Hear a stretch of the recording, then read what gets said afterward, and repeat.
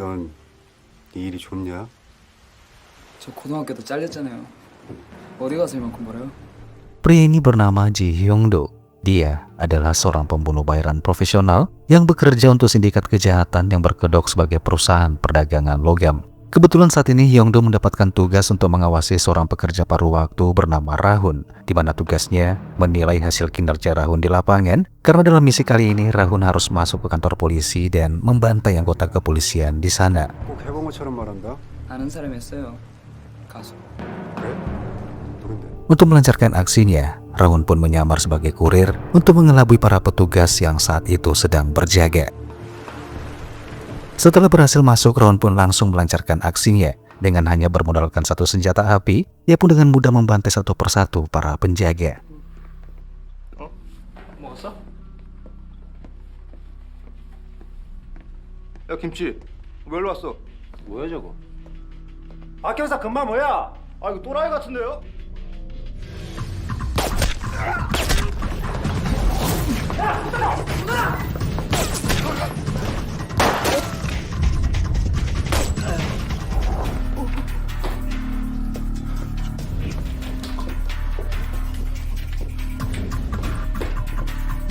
나 정말 증언할 생각이 없어.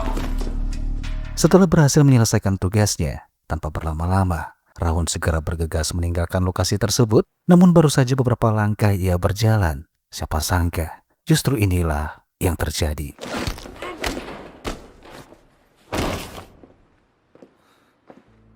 Ya, Rahun pun terjatuh dan lumpuh seketika, dan pelakunya ternyata adalah Hyung-do.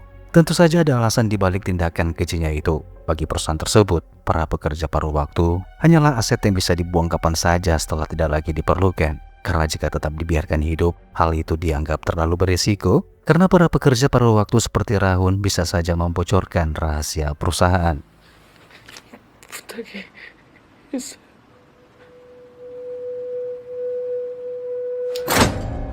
Setelah menghabisi Rahun, Hyung-do segera bergegas pergi meninggalkan lokasi, tepat di saat tim kepolisian dari pusat mulai berdatangan.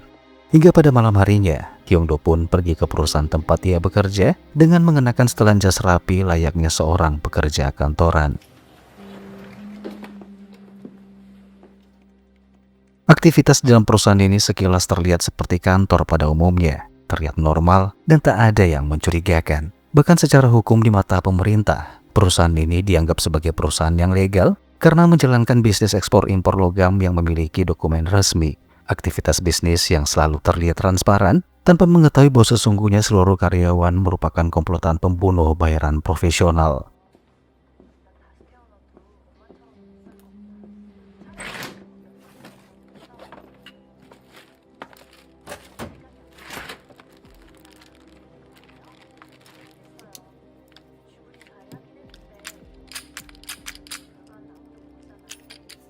Setelah menandatangani berkas laporan pekerjaannya, Hyung-do dihampiri oleh wakil direktur perusahaan bernama Kwon Jong-tae, yang mana saat itu Jong-tae hanya sekedar ingin memastikan apakah Hyung-do benar-benar sudah menghabisi Rahun. Karena jika itu tidak ia lakukan, perusahaan akan mendapatkan masalah besar. 알바 쓰자고 한 거 자기다.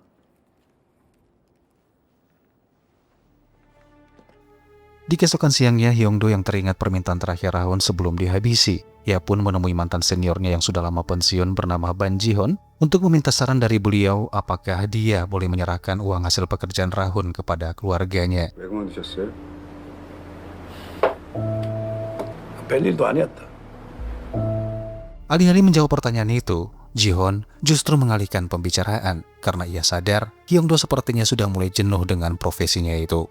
Ia mengingatkan Hyung-do agar jangan sampai mengundurkan diri atau bersembunyi seperti yang ia lakukan. Karena jika itu terjadi, perusahaan tidak akan membiarkan setiap mantan karyawannya pergi begitu saja dalam keadaan hidup. 그래서 어떻게 됐어요? 뭘 어떡하노? 일 아이가. Setelah meninggalkan tempat persembunyian Ji-hon, Hyung-do segera mendatangi alamat tempat tinggal Rahun untuk menemui seorang wanita bernama Mion yang merupakan ibu kandung dari Rahun. Setelah menjelaskan alasannya datang ke sana yaitu untuk menyerahkan sejumlah uang yang cukup banyak. Hyung-do kemudian memutuskan mampir untuk meyakinkan Mion bahwa saat ini Rahun putranya dalam keadaan baik-baik saja, namun tidak bisa pulang dalam waktu dekat karena sedang ada urusan pekerjaan. 그래요. 오빠 새끼가 독하긴 해. 아빠 죽던 날에도 연락 왔잖아. 그만하라고. Di momen itulah anak perempuan Mion bernama Russell keceplosan memberitahu Hyung-do terkait profesi lama ibunya yang ternyata dulu merupakan seorang penyanyi lawas terkenal namun kini telah kehilangan popularitasnya. Namun ketika Hyung-do mendengar lagu yang sengaja diputar oleh Russell, justru membuat Hyung-do merasa bernostalgia di masa lalu karena di masa kanak-kanaknya Hyung-do ternyata sering mendengar lagu tersebut. 괜찮습니다.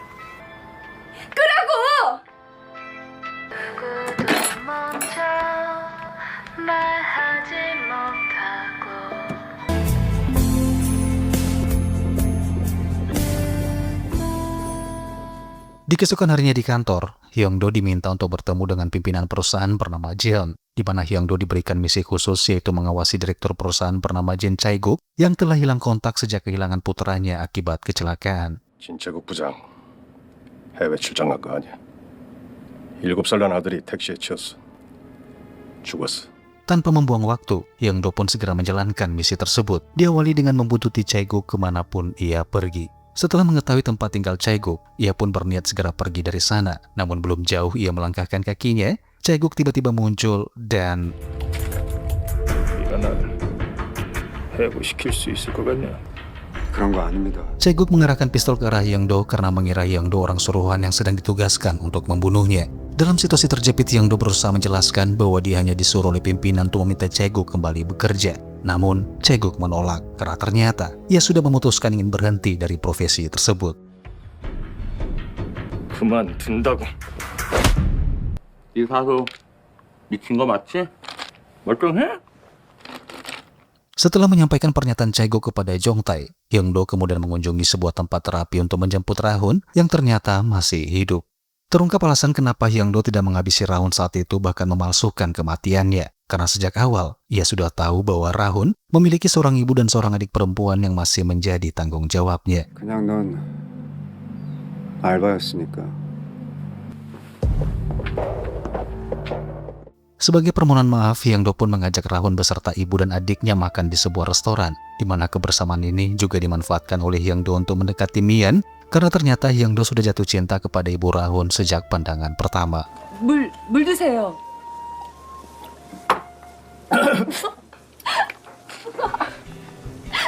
Di saat Rahun dan adiknya pergi bermain badminton, Hyung-do mengajak Mian minum di warung pinggir jalan karena dia masih ingin menikmati momen bersama dengan janda cantik yang dicintainya itu.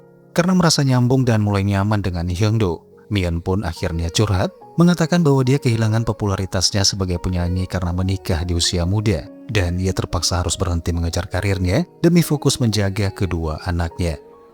좋은 엄마 맞아요. 엄마는 다 좋아요. Mendengar hal itu, Hyung-do pun terlihat kagum pada Mian karena menurutnya keputusan Mian itu adalah keputusan yang sangat bijak. Bukan tanpa alasan, Mian rela kehilangan popularitasnya sebagai penyanyi demi bisa menjalankan kewajibannya sebagai seorang ibu.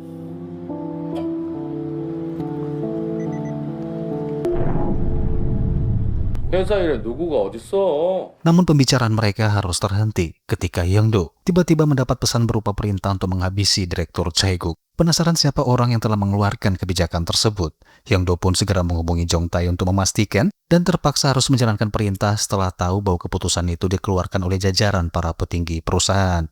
너 왜 이러는 거야? 진짜 짜증나게!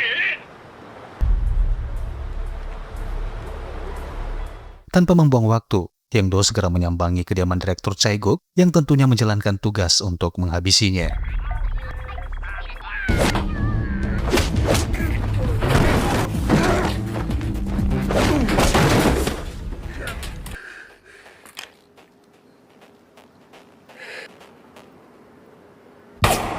Beberapa hari kemudian, Hyung-do ternyata dipromosikan sebagai direktur menggantikan Chae-guk selaku direktur lama perusahaan. Setelah sesi penyerahan jabatan selesai, ia langsung mengirimkan pesan pada Mian untuk mengajaknya berkencan. Namun, ia sempat kesulitan memilih outfit yang tepat untuk digunakan di momen yang spesial itu.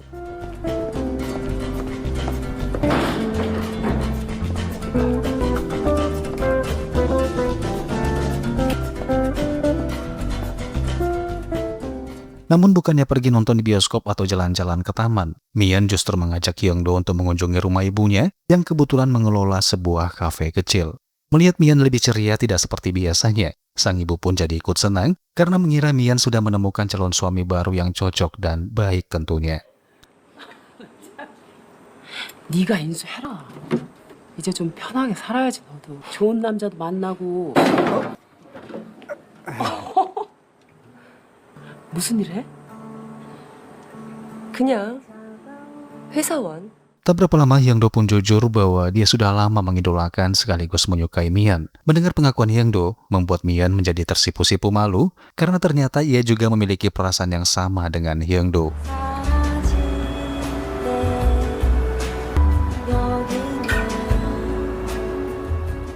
Sejenak kita tinggalkan kisah cinta yang sedang tumbuh antara Hyung-do dan Mian. Dan kita beralih pada seorang detektif bernama John Myung-dok yang sedang mengecek rekaman CCTV untuk menyelidiki kasus pembantaian di kantor kepolisian yang dilakukan Rahun di awal film.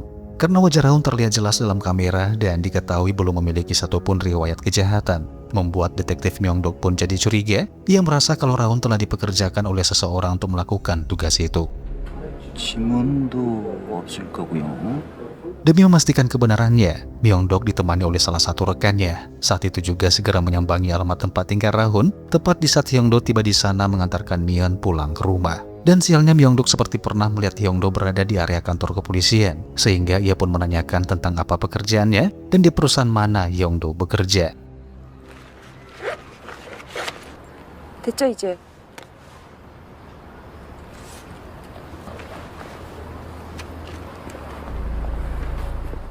Singkat cerita, di keesokan paginya, di saat Hyung-do sedang duduk di ruang manajer, saat itulah ia diminta untuk menghadap pimpinan Jeon karena ada hal penting yang harus dibicarakan. Dan ternyata...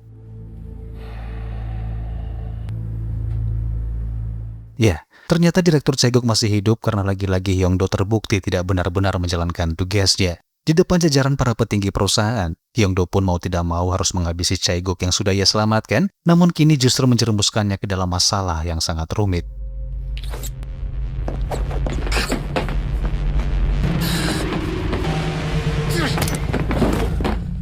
Setelah selesai mengajar Chae-guk, Hyung-do pun seketika kaget ketika detektif Myung-dok tiba-tiba datang ke perusahaan tersebut.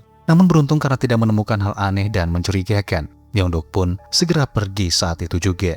Hyung-do kemudian dipanggil ke ruangan Jong-tae. Ia kesal karena Hyung-do akhir-akhir ini tidak mematuhi perintah perusahaan, yang sialnya entah bagaimana Jong-tae pun tahu tentang kedekatannya dengan Mian.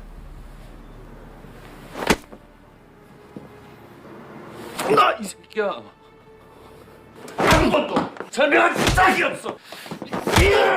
Menyadari bahwa kini Jong-tae tahu tentang kedekatannya dengan Mian, Hyung-do pun menjadi khawatir akan keselamatan wanita tersebut, sehingga saat itu juga ia segera menemui si janda untuk mengungkapkan perasaannya. Di momen itu Hyung-do sudah memutuskan akan berhenti dari pekerjaan kotor tersebut, dan dia akan pergi membawa Mion sekeluarga untuk ikut bersamanya. 미안 씨, 예뻐요. Setelah keduanya resmi menjalin hubungan, Mian pun mengajak Hyung-do mampir ke konveksi tempat ia bekerja. Di sana ia ingin memberikan sesuatu kepada Hyung-do, di mana sesuatu yang dimaksud adalah sebuah tas kerja hasil buatan Mian sendiri, yang sepengetahuannya bahwa Hyung-do merupakan pekerja kantoran beneran.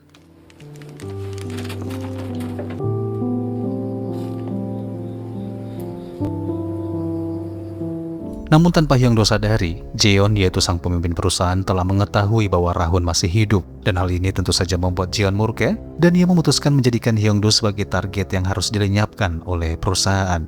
Hingga di keesokan harinya saat Hyung-do berada di kantor, ia diajak pergi ke suatu tempat oleh dua orang rekan sesama pembunuh bayaran, dan kemudian inilah yang terjadi.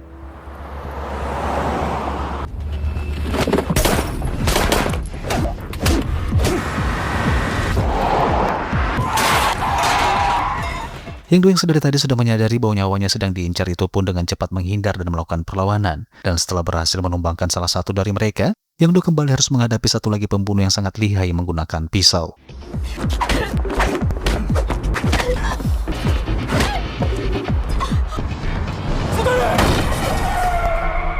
Setelah memastikan kedua pembunuh itu tewas, Hyung-do segera menghubungi Rahun dan memintanya untuk mengajak ibu dan adiknya pergi ke lokasi penjemputan. Tanpa memberitahukan alasannya pada sang ibu, Rahun saat itu juga membawa mereka pergi sesuai petunjuk Hyungdo. 어디 가는 거예요?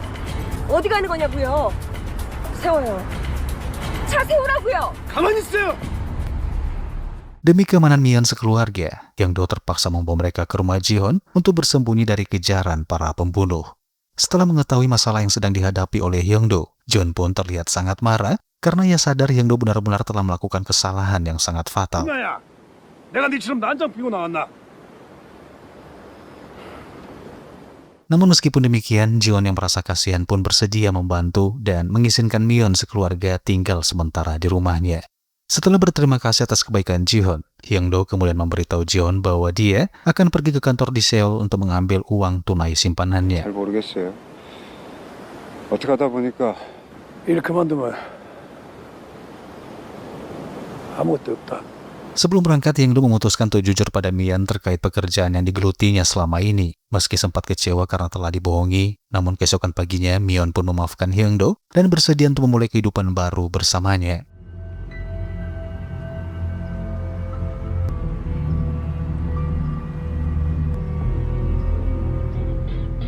Setelah lega mendapatkan kembali hati Mion, Hyungdo pun segera berangkat ke Seoul dengan menggunakan bus, dan singkat cerita setibanya di area kantor, Hyungdo pun diam-diam menyelinap masuk ke ruang bawah tanah dan mengambil semua uang tunai yang disimpannya di sana.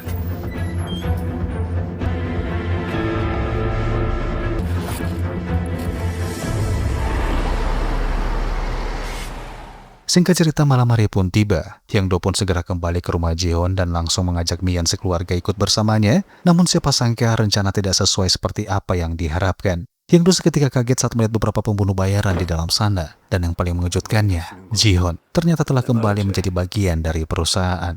Dan saat itulah Hyungdo kembali teringat perkataan Jihon sebelumnya, bahwa siapapun yang pernah terlibat dengan perusahaan mustahil bisa menghindar dan menjalani hidup yang tenang. Dan alasan kenapa Jihon selama ini aman dari kejaran, ternyata dia hanya meminta cuti jangka panjang tanpa secara eksplisit menyatakan niatnya keluar dari perusahaan tersebut. 왜 이러시는 거예요? 내 말했지. 월급쟁이는 월급 끊길 때까지 회사에 빼를 묻는 기다. 이 돈 다 가지세요. 니도 내면 길어. 돈 쓸 줄 모르지. 저 사람들 다 보내주시고요, 부장님.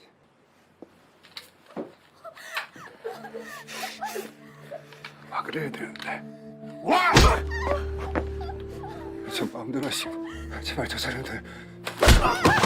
Namun karena Jihon menolak suap, Hyungdo akhirnya memilih opsi terakhir, yaitu menghadapi Jihon dan para pembunuh bayaran lainnya.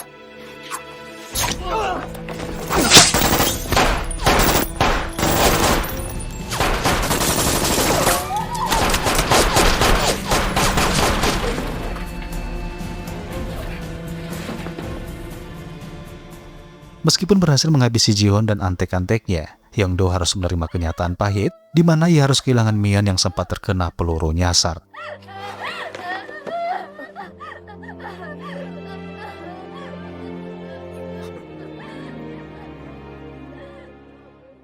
Karena masih belum ikhlas menerima kepergian Mion, Hyungdo pun segera menyiapkan perlengkapan yang dibutuhkan dan memutuskan untuk membalaskan kematian wanita yang dicintainya itu. Setelah menyiapkan beberapa senjata dan memakai rompi anti peluru, Hyungdo segera berangkat menyambangi gedung perusahaan untuk menghabisi seluruh karyawan dan Jaeon selaku pimpinan tertinggi.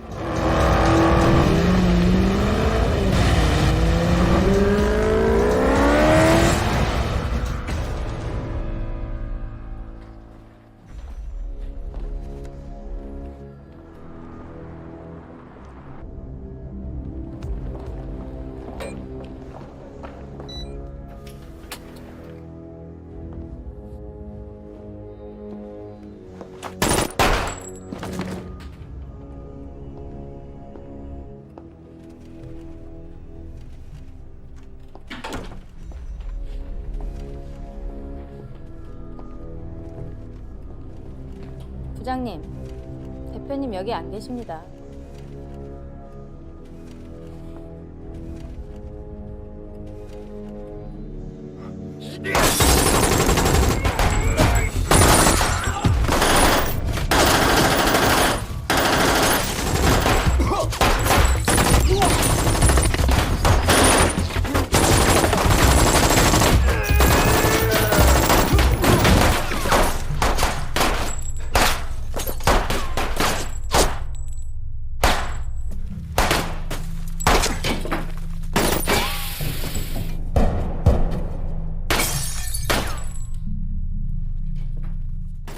Memanfaatkan kebocoran tabung APAR yang mengganggu penglihatan, Hyang-do kembali melepaskan tembakan secara membabi buta.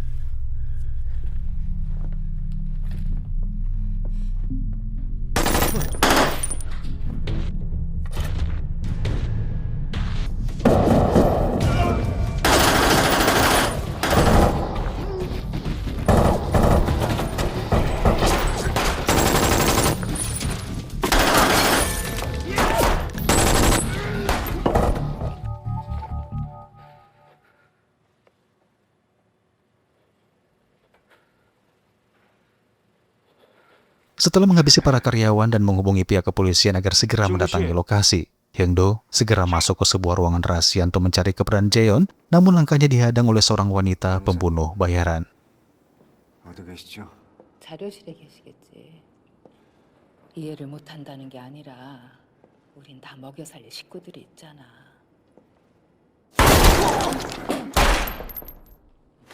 Meskipun selamat berkat rompi anti peluru, Hyang-do masih harus menghadapi seorang pria yang mahir menggunakan pisau.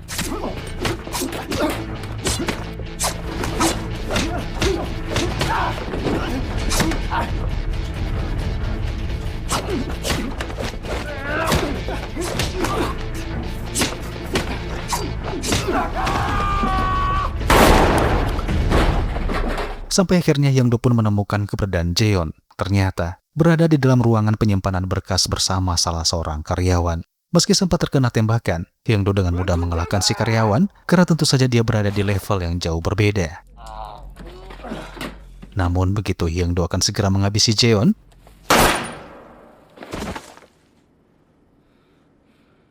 menyadari petugas kepolisian yang kini sedang perjalanan menuju lokasi, Hyang-do segera meminta Rahun agar segera pergi, sementara dia akan menyerahkan diri karena merasa bertanggung jawab atas perbuatannya. Namun masalahnya Jong-tae tiba-tiba muncul dan menembaki mereka berdua.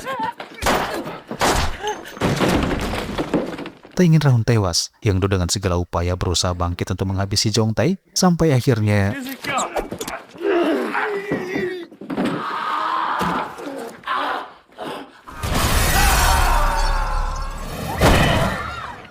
sebelum menyerahkan diri ke polisi yang kini sudah tiba di depan gedung, Hyang-do menghampiri Rahun yang terluka dan meminta agar segera pergi melalui jalur belakang, bukan tanpa alasan. Ia hanya ingin Rahun menikmati masa muda dan memulai hidup baru dengan Russell adiknya, di mana Hyang-do memberikan seluruh uang hasil kerja kerasnya selama ini kepada mereka. 살 수 있어. 자격 있어. 행복하게 그렇게 살아.